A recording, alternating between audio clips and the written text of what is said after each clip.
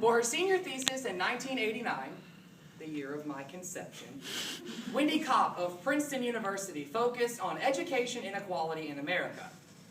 Because who knows more about education inequality than a young, white, elite Princeton graduate? She wrote extensively on the achievement gap facing the impoverished students in our country, citing the formation of a national teacher coalition to fill our country's crusty gap. That coalition would be called Teach for America.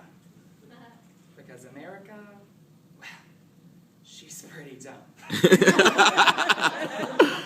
And because the name Teach 5 America was already taken. Wendy's battle plan against the forces of unequal distribution of knowledge was to recruit our nation's brightest students from the best universities and turn them into the best ruler-wielding, chalk-toting, underpaid babysitters that this country has ever seen. Being that the draft is no longer in place and I wanted to serve my country, naturally, I enlisted. I am going to teach for America. And I was reassured of my decision when I heard founder Wendy Kopp tell Arizona State University's ASU News on January 3rd, 2012, that we have the opportunity to do something completely unprecedented in this country's history. Provide every student, regardless of demographic factors, an excellent education. So when I said I enlisted in TFA, I mean I really did. I will be teaching secondary science in rural Alabama in less than 6 months. And while ADS convention might favor a fictional opening statement, this one is real. And while it might seem like dedicating 2 years of my life to a group of underprivileged students at an impoverished school in a broken down community might be like something to be admired not so fast. Because according to van rides with some of my teammates after I was chosen for Teach for America, TFA sucks! Which was put equally as eloquently by former TFA volunteer and current angry blogger Gary Rubin, who wrote on October 31st, 2011, that if he were America, he would have this to say to TFA. While I appreciate your offer to teach for me, I've already got enough untrained teachers for my poorest kid. Harsh words, right? Especially coming from a guy who had nothing better to do on Halloween than vlog. So not everyone loves TFA. It's important that we understand what the program is, debunk some of the myths associated with it, and finally, assign some solutions. Due tomorrow. Quick, you guys be the poor kids, I'll be the teacher. Don't call me Mr. Waters. Daddy issues. So many of you are probably wondering, how did Kay Drizzle get in our classroom today? Well, the short answer is through the door. And the longer answer is down the hallway. Except that hallway was a 4-month application process followed by 2 months of intense training. It was a grueling time where I learned how to contain 60 students at once, prepare tomorrow's lessons plan, grade 20 group projects, all on 4 hours of sleep and a diet of pretzels and paste. Hey, what? We improvise. We adapt. We overcome. We teach for America. And according to the July 2011 Harvard University study of TFA, there are approximately 8,200 of us in the trenches teaching for America. One of the main problems with American education is that we don't have enough teachers to fill the positions. According to a study done by the National Center for the Future of Teaching and Learning, between the years of 2009 and 2010, 32% of the American education workforce was 50 years of age or older, thus putting 1/3 of our teachers on track to retire over the next 10 years. But Kevin, who will teach the children? I don't know. But Empower Magazine does. They state in February 2011 that a shortage of teachers in America makes it even more difficult to find those teachers for the impoverished students in our country. TFA fills that gap by recruiting recent college graduates and young professionals to teach in urban and rural districts for 2 years. The Arkansas Democrat-Gazette of February 2011 explains that TFA recruits and trains recent college graduates, regardless of their major in college, to teach in impoverished areas of our country that would otherwise struggle to find qualified personnel. The Economist of January 6, 2011 explains that tying teacher pay to student merit, as many states are currently trying to do, is not the way to reward our American educators.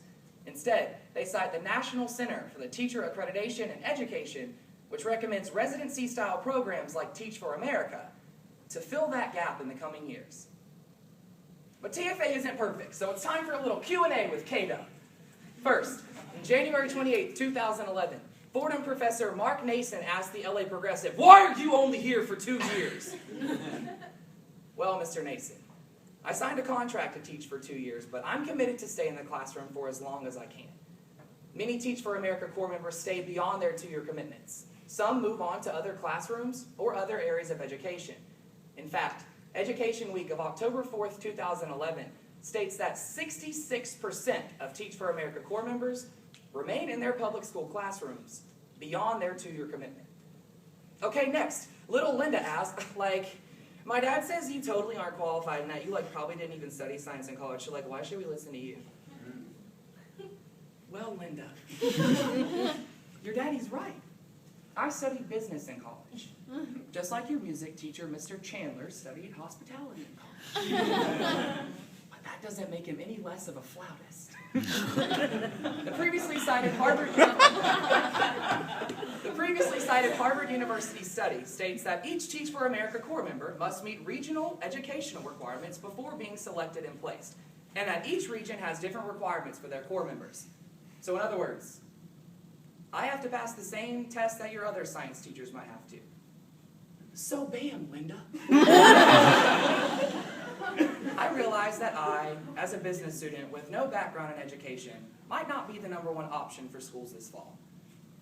But if the alternative for students in need of a science education is Mr. Driver, the physical education teacher with a free period, or worse yet, no science education at all, then I think I'm a pretty good alternative. Question mark?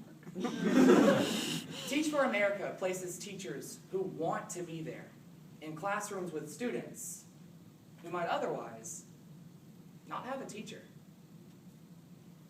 So, my little scholars, it's time for some homework. I tried to answer your big questions about how I got in your classroom today. I know you guys still have a few after going over some of the myths with the program, so before next class, visit teachforamerica.org and get behind this program. Or let the program get behind you. I don't judge. Right now, the organization receives its fundings from corporations, nonprofits, and government grants. But the Huffington Post of January 26, 2011 explains that those aren't always reliable and cites a $100 million federal grant that TFA just received. With that steady stream of income, Teach for America can increase the number of communities they serve from 39 to 60. As this program continues to grow, it is important that we understand its true mission and spread that to those individuals with misconceptions.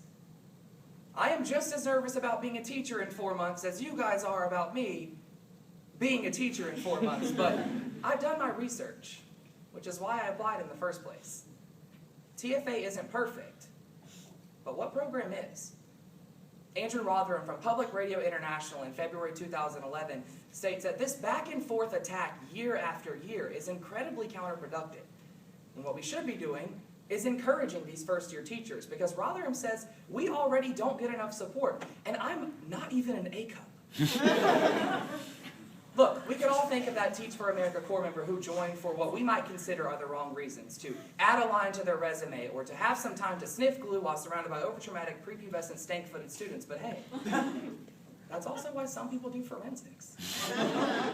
You can't make an assumption about an entire organization based on one person, unless that person's me.